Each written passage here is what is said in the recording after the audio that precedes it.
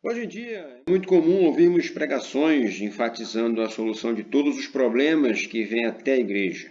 E nessa corrente teológica, o crente não pode, em hipótese alguma, aceitar a enfermidade, escassez, as tribulações como vontade de Deus. Pelo contrário, o cristão que tem que determinar o fim de todas elas em nome de Jesus. Mas seria essa uma pregação bíblica? Semelhante ao testemunho de pessoas que vivem nesse período bíblico? E nessa lição de hoje sobre o livro de Jó, nós vamos estar discorrendo sobre um dos personagens que mais sintetizam a ideia de que o fiel pode sim passar por adversidades e delas tirar muitas lições positivas. Eu sou o pastor José Lauro e esse é o seu curso de Teologia Básica. Você que está chegando agora, seja bem-vindo.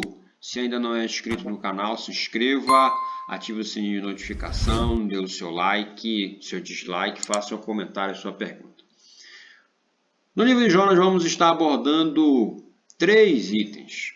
As noções gerais do livro, as fases da vida do patriarca Jó e as razões ou a razão de seu sofrimento. Primeiro, nessas noções gerais, nós vamos estar abordando uma coisa. Qual é a realidade dessa história? Quem é o autor do livro? Qual é a teologia que a gente pode tirar do livro? E qual a ação de Satanás, o inimigo de nossas almas? Será que Jó existiu?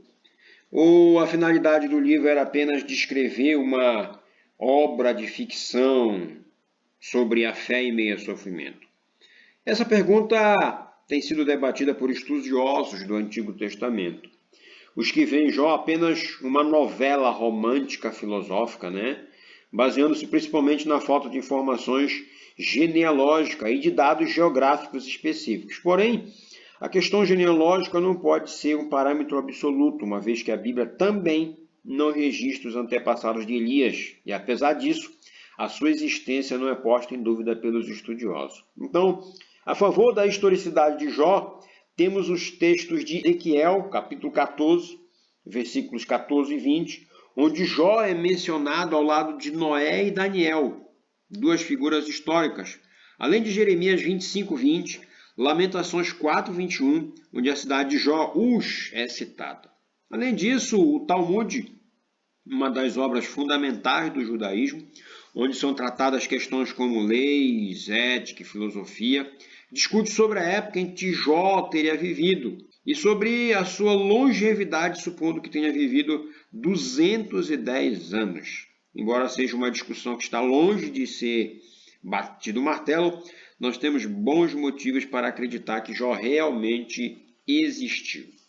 Qual seria, então, a autoria deste livro? Qual o contexto?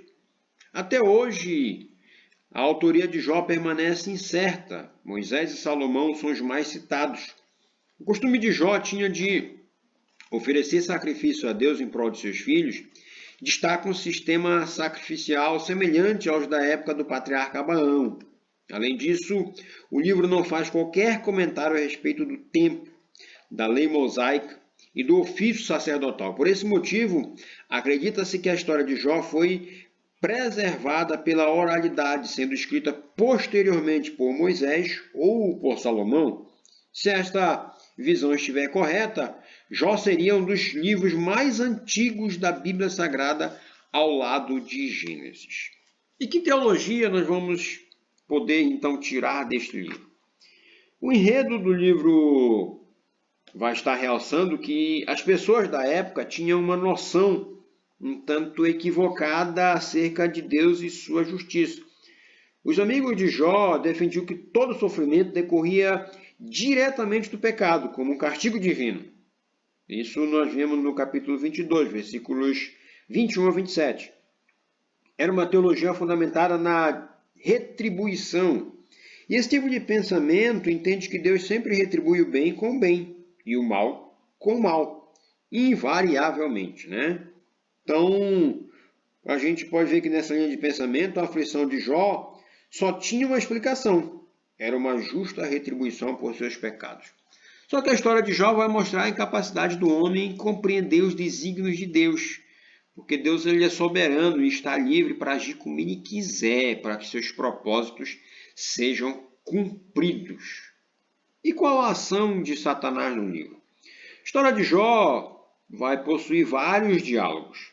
E um deles chama a atenção, é o diálogo entre Deus e Satanás no capítulo 1. É o primeiro texto do Antigo Testamento que retrata com riqueza de detalhes uma situação como essa. Em uma reunião celestial, Satanás, também chamado de adversário, apresenta-se entre os anjos de Deus e alega que Jó só servia ao Senhor por causa dos bens que ele possuía. Na concepção do inimigo, se Jó não tivesse uma vida farta e uma boa família, ele não seria fiel a Deus. E por isso Deus permitiu que ele retirasse todos os bens pessoais de Jó, riquezas, filhos e posteriormente a sua própria saúde. E esse episódio vai nos ensinar algumas verdades. A primeira delas é que Satanás está atento aos procedimentos das pessoas. Ele estava rodeando a terra e observando os seus habitantes. Outra verdade é que Satanás, como os anjos, tem acesso direto a Deus. Sua aparição é como criatura pessoal e não como força do mal, desafiando a Deus e tentando os seres humanos. Entretanto, a sua ação não extrapola a soberania divina. E ele só age após a permissão de Deus. E a outra coisa é que o inimigo só pode tocar a vida de um fiel com a permissão e nos limites estabelecidos pelo próprio Deus. Isso é uma coisa maravilhosa. Sabemos que nós temos um Deus que faz e que só permite que aconteça conosco aquilo que Ele quer. Quais são as fases da vida de Jó? Nós vamos observar pelo menos 2 estágios. No primeiro estágio, Jó era uma pessoa distinta entre os seus contemporâneos. Ele conseguia conjugar muito bem 3 áreas cruciais da sua vida, que era a comunhão com Deus, a sua família e o seu trabalho. E dessa maneira ele se tornou o homem mais importante do Oriente. O principal mérito de Jó não era o reconhecimento humano, mas o reconhecimento do próprio Deus. Você já parou para imaginar Deus tecendo elogios ao seu respeito? Quanta honra, não é mesmo? Mas verdadeiras do que palavras humanas são as palavras divinas. Por 2 vezes Deus enaltece a Jó. O capítulo 1, versículo 8 e o capítulo 2, versículo 3. São elogios tecidos pelo próprio Deus. Então não são elogios de lábios, são elogios verdadeiros. E receber isso do próprio Deus seria a coisa mais maravilhosa que tem. E qual a sua reação diante do sofrimento? Como nós dissemos anteriormente, Deus permitiu que o inimigo, em 2 etapas, retirasse de Jó algumas coisas, tudo para testar sua lealdade. A princípio, ao tomar notícia de que todos os seus bens materiais tinham dissipado e que seus 10 filhos morreram em uma catástrofe, Jó se humilha e também humilha ao tentador num gesto de bravura e fidelidade. Na iminência de uma reclamação, Jó toma uma atitude mais sensata em momentos de perdas. Ele se humilha plenamente, vai ao chão e adora a Deus. E por trás da adoração havia uma longa história de comunhão sincera e crescente com Deus. Como se não bastasse, o inimigo toca a saúde de Jó, impondo-lhe tumores em todo o corpo, os quais eram raspados com um caco. A ocasião era crítica, e seu corpo estava tão desfigurado que seus amigos tiveram dificuldade para reconhecê-lo de longe. Para agravar ainda mais a situação, Jó perde o apoio de sua esposa. Ela o incentivava a amaldiçoar Deus e morrer. Capítulo 2, versículos 9 e 10, a gente vê isso. Era tudo o que o inimigo mais desejava, mas Jó resistiu firme, aceitando a vontade de Deus. À medida que ele vai estar dialogando com seus amigos Elifaz, Bildad e Zofar, a saúde de Jó vai se esvaindo.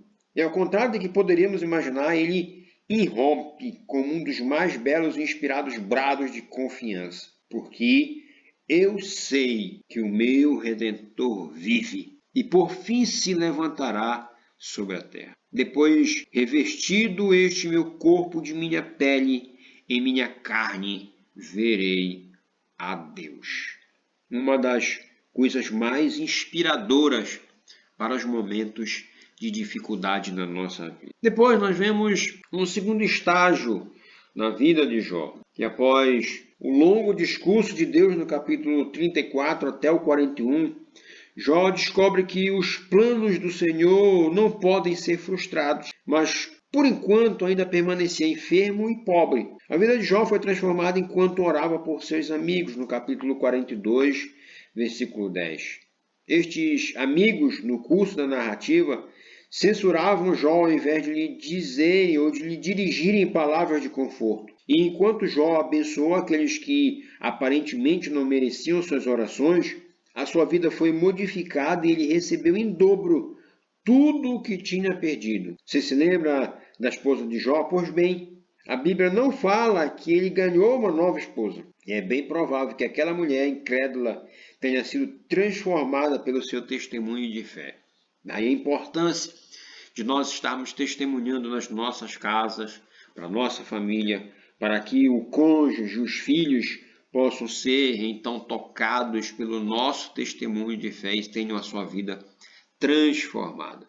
E no último item nós vamos estar aqui comentando a respeito da razão do sofrimento. Por que o justo sofre? Esse, com certeza, é um dos maiores dilemas da humanidade e seria inviável a gente tentar explicar com tantos detalhes no espaço tão reduzido de tempo como nós temos aqui. E a experiência de Jó ela vai esclarecer como o sofrimento pode nos despertar para algumas realidades. A primeira delas é que o sofrimento revela a limitação humana, nós somos limitados. Não que isso acontecesse com Jó, mas em momentos de calmaria corremos o sério risco de nos tornarmos pessoas autossuficientes, egocêntricas.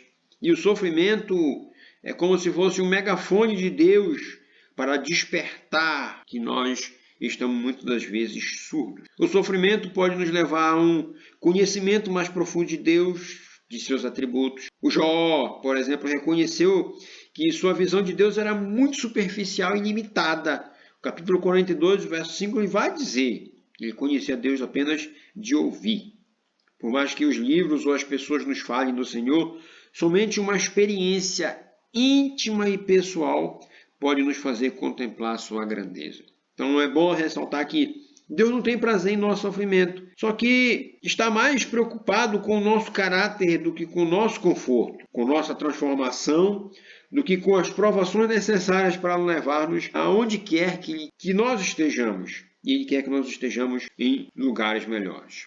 A outra realidade que a gente vai ver sendo transmitida no livro de Jó é que o significado da provação dificilmente será entendido enquanto passamos por ela, mas vai tornar-se compreensível à medida que nós a superamos. Portanto, é preferível descansar em Deus e permitir que Ele haja em nosso favor, porque um dos piores erros que podemos cometer é deixar de fazer a nossa parte para tentar fazer o que pertence a Deus. Então, nós podemos chegar à seguinte conclusão, que as investidas do mal, a enfermidade, a rejeição da esposa, os diálogos com seus amigos e as repreensões de Deus serviram de estímulo para que Jó desenvolvesse uma fé sólida. Este personagem vai nos dar um exemplo de que é preciso perseverar em todos os momentos. Jó desfrutou a verdade do Novo Testamento de que todas as coisas cooperam para o bem daqueles que amam a Deus, Romanos 8, 28, e deixou o seu legado de que nada pode nos separar do amor de Deus, ainda em Romanos 8, versículos 38 e 39. Então, nós vamos estar tendo a convicção de que Deus está sempre no controle das nossas vidas. Um abraço, Deus abençoe você, sua família. Até a próxima aula, querendo Deus.